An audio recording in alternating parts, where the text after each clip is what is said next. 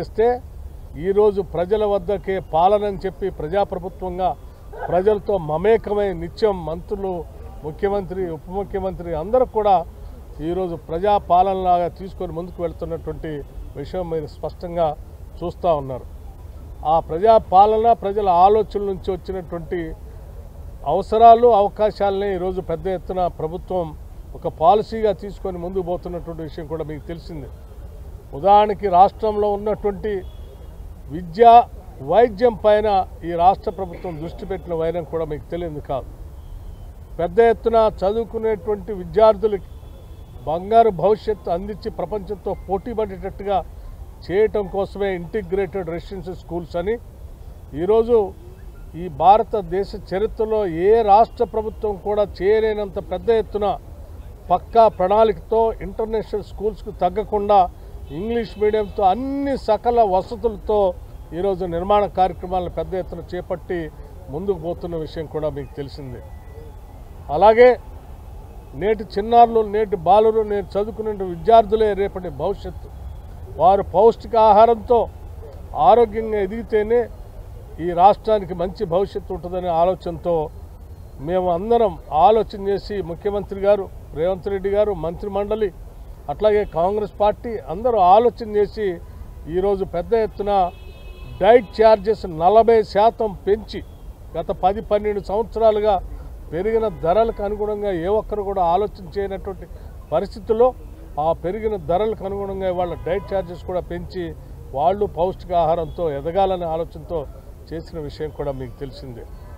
అట్లాగే 200 యూనిట్లు ఉచితంగా ఇచ్చే కరెంటు కానీ, లేకపోతే ఉచితంగా బస్సు ప్రయాణం కానీ, మహిళలకి 500 రూపాయలకే గ్యాస్ సిలిండర్లు కానీ, లేకపోతే ఇళ్ళు లేని నిరుపేద ప్రజలకి 5 లక్షల రూపాయలతో ఇచ్చే ఇందిరమ్మ ఇళ్ళు కానీ ఇత్యాది అనేక పథకాలు ఈరోజు ప్రజల కోసం చేసి ముందుకు పోతున్నటువంటి విషయం కూడా మీకు తెలియదు కాదు.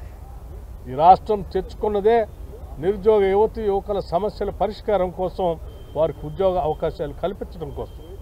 ఆనాడు కాంగ్రెస్ పార్టీ అధికారంలోకి వచ్చిన వెంటనే మేము రాష్ట్రంలో ఉన్న నిరుద్యోగ యువత యువకులు అందరికీ ఉద్యోగాలు ఇస్తామని, పబ్లిక్ సర్వీస్ కమిషన్ ప్రక్షాళన చేస్తామని చెప్పినట్టుగానే రాగానే పబ్లిక్ సర్వీస్ కమిషన్ని ప్రక్షాళన చేయటమే కాదు, దాదాపు ఇప్పటికే 55,000 ఉద్యోగాలు రిక్రూట్మెంట్కి సంబంధించిన నియామక పత్రాలు కూడా అందించిన విషయం మీకు తెలియదు కాదు.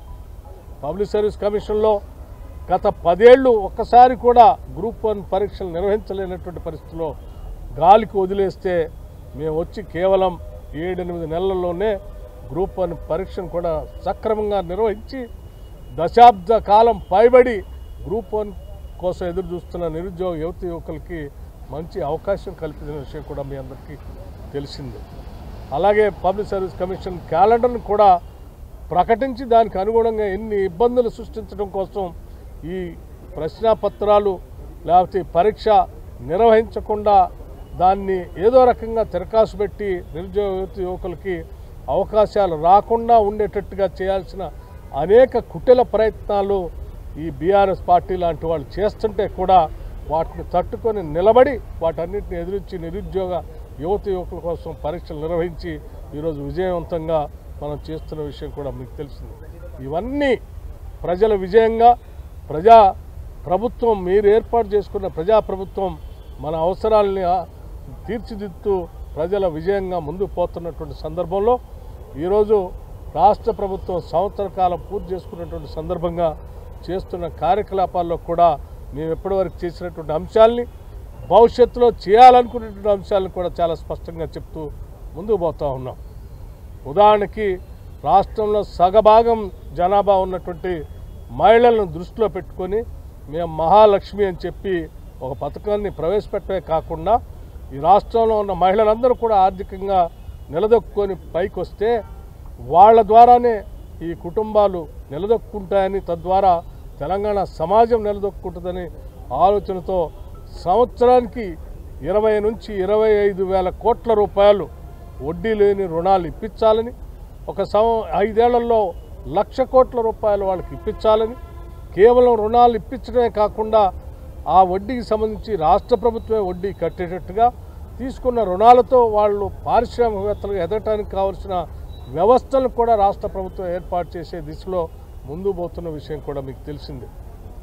దేశంలో పరిశ్రమలన్నా, ఎనర్జీ అన్నా, లేకపోతే విద్యుత్ ఉత్పత్తి అన్నా అదానీ అంబానీ లాంటి వాళ్ళే గుర్తుకొస్తారు.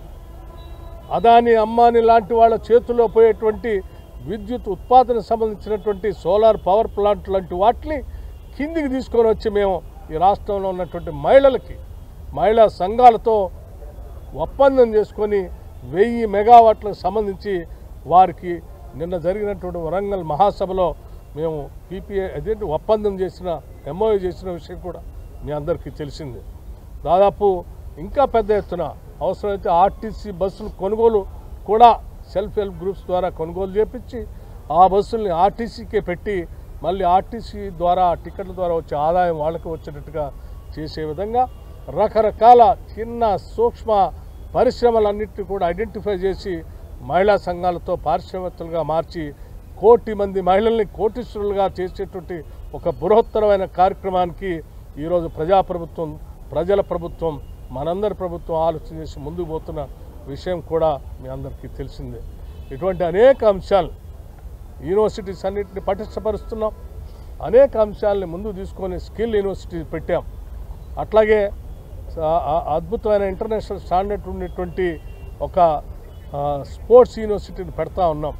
దాదాపు మూలన పడిపోయి ఉన్నటువంటి 65 ఐటీఐల్ని అడ్వాన్స్డ్ టెక్నాలజీ సెంటర్స్గా మార్చి ఇప్పుడున్నటువంటి పరిశ్రమల అవసరాలకు అనుగుణంగా వాళ్ళందరికీ తర్ఫీదు ఇచ్చి లేటెస్ట్ టెక్నాలజీ మిషనరీలో తర్ఫీదులు ఇచ్చి ఉద్యోగ అవకాశాలు కల్పించే విధంగా ప్రయత్నాలు చేస్తూ ముందుకు పోతున్నటువంటి ఈ తరుణంలో ప్రజలందరికీ ఒకటే విజ్ఞప్తి చేస్తూ ఉన్నాం.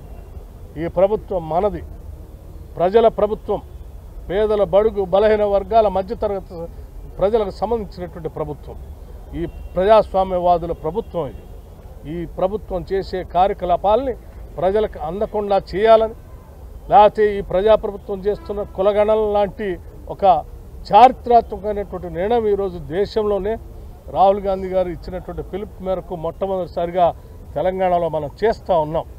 దేశానికే తెలంగాణ మోడల్గా భవిష్యత్తులో జరిగేటువంటి ఒక విప్లవాత్మకమైనటువంటి మార్పులకు ఉపయోగపడేటువంటి కులగణనని అడ్డుకోవాలని చెప్పి కొద్దిమంది దోపిడీదారులు ఇంతకాలం సమాజం మీద పడి దోపిడీ చేసుకున్నటువంటి దోపిడీదారులు దీనిపైన తప్పుడు ప్రచారం చేయాలనే ప్రయత్నం కూడా చేస్తూ ఉన్నారు.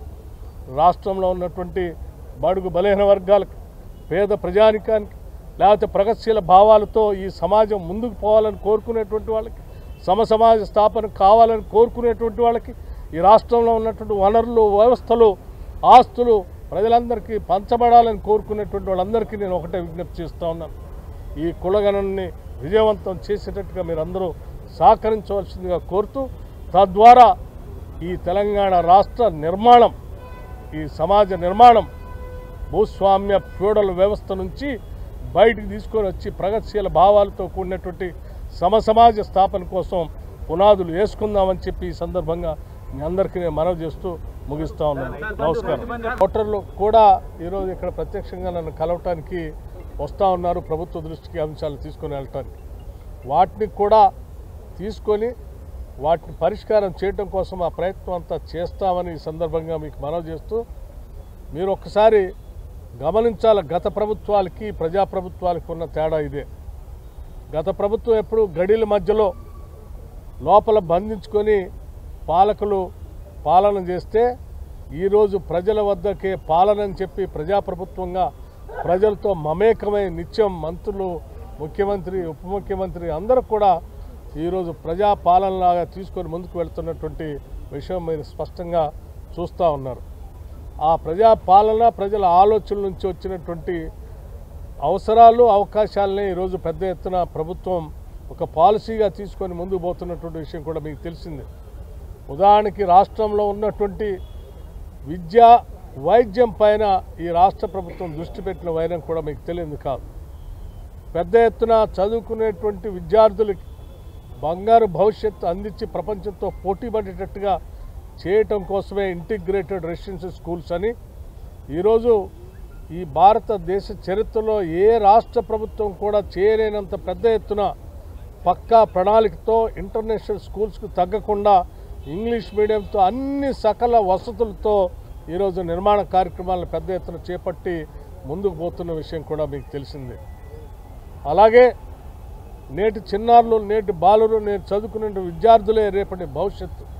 వారు పౌష్టికాహారంతో ఆరోగ్యంగా ఎదిగితేనే ఈ రాష్ట్రానికి మంచి భవిష్యత్తు ఉంటుందనే ఆలోచనతో మేము అందరం ఆలోచన చేసి ముఖ్యమంత్రి గారు రేవంత్ రెడ్డి గారు, మంత్రిమండలి, అట్లాగే కాంగ్రెస్ పార్టీ అందరూ ఆలోచన చేసి ఈరోజు పెద్ద ఎత్తున డైట్ ఛార్జెస్ 40% పెంచి గత 10-12 సంవత్సరాలుగా పెరిగిన ధరలకు అనుగుణంగా ఏ ఒక్కరు కూడా ఆలోచన చేయనటువంటి పరిస్థితుల్లో ఆ పెరిగిన ధరలకు అనుగుణంగా వాళ్ళ డైట్ ఛార్జెస్ కూడా పెంచి వాళ్ళు పౌష్టికాహారంతో ఎదగాలనే ఆలోచనతో చేసిన విషయం కూడా మీకు తెలిసిందే.